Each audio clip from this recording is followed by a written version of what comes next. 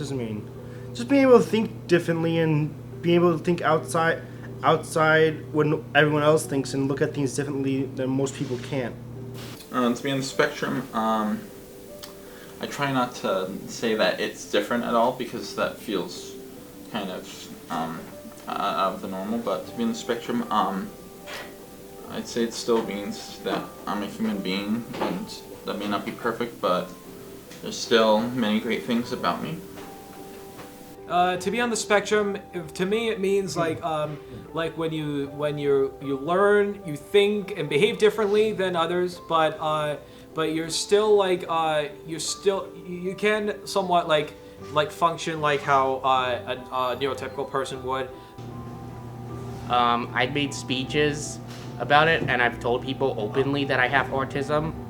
So what I do is whenever I have a weakness, I don't let my weakness define who I am. I always use my strengths to improve my weaknesses.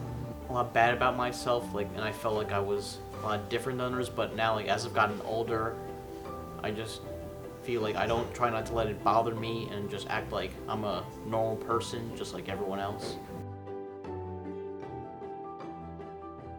So the Bridges to Adelphi program is a college support program for neurodiverse Adelphi students. We provide academic, social, and vocational support services. The Bridges program became an official Adelphi University program in 2014, and we currently have 135 students enrolled in our program. Bridges is always there when I need them if I'm stressed. You don't get that if you're a normal kid. You just go to the counseling center and pray if the person's free. Bridges is always someone to talk to. I can walk in even if I don't have an appointment. They're always there for me, and they've been really supportive this semester. I think I realized what I could work on with them. Note-taking, what specific notes of assignments and study sheets I should be writing down. We'll usually go through all of our assignments and sometimes work on them, like with the learning strategist, and then they look it over and say if I did a good job.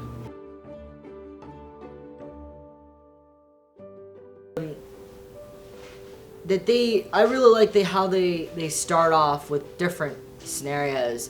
First, they would start off with like a simulation. They start off with a scenario like a simulation. Then they would progress on to a golf cart and then an actual car so that they can make things safe.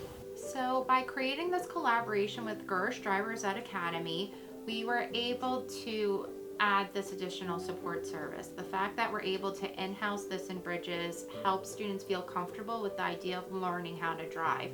The fact that we're able to also host the simulator in our group room makes things easier for the Gersh Drivers Ed Academy, and also our collaboration with public safety has allowed us to be using a golf cart, which is part of one of the phases in the spring semester. Along with this, the main reason we wanted to do this is because living on Long Island, you have to learn how to drive. By doing this Gersh Drivers Ed Academy and working with students with autism, I think it's just enhanced the need for this level of support.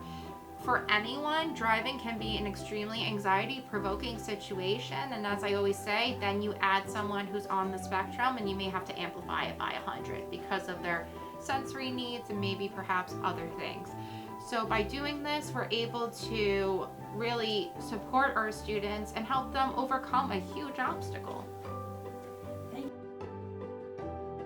The program came about because there was a need for people with some sort of a developmental disability, people that needed a little extra time to learn how to drive, where your neurotypical driver's ed program just didn't work. It's like throwing them to the sharks. It was too quick, it was too fast, too many people in a classroom. So the course was designed to work with people, again, that needed a little extra time and more one-on-one.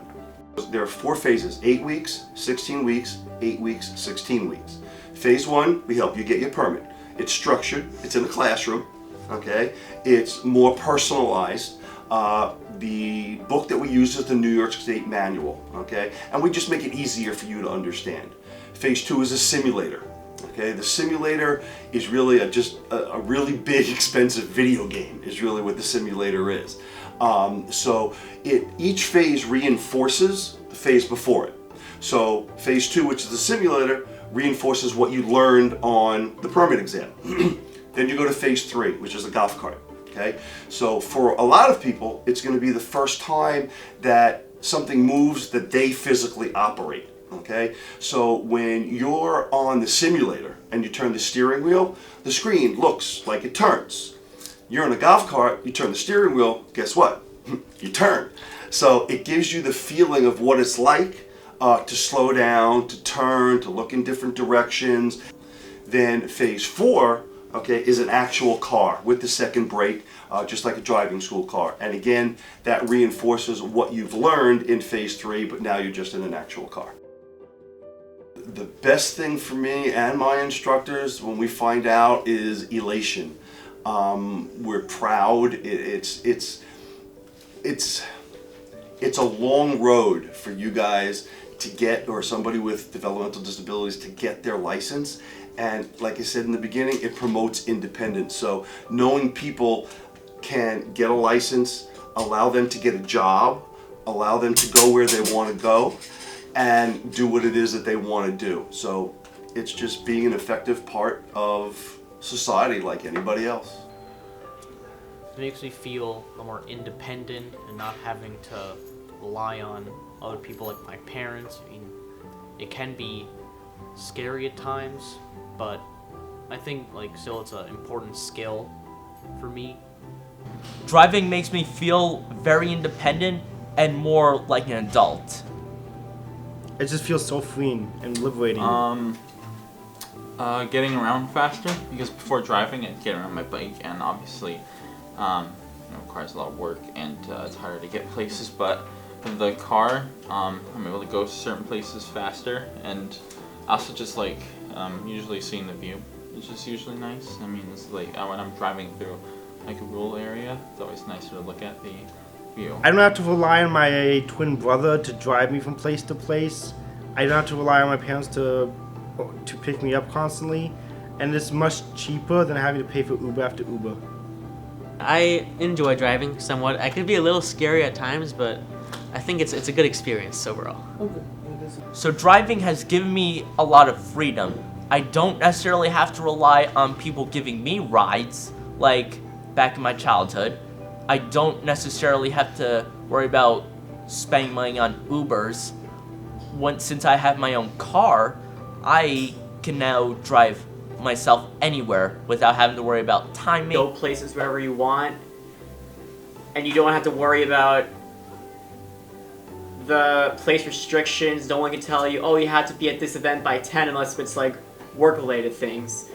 And if there are any negatives, it's me being afraid of crashing the car, getting to an accident, crazy drivers on the road. I get nervous because I don't want to put any of my friends or family members in danger.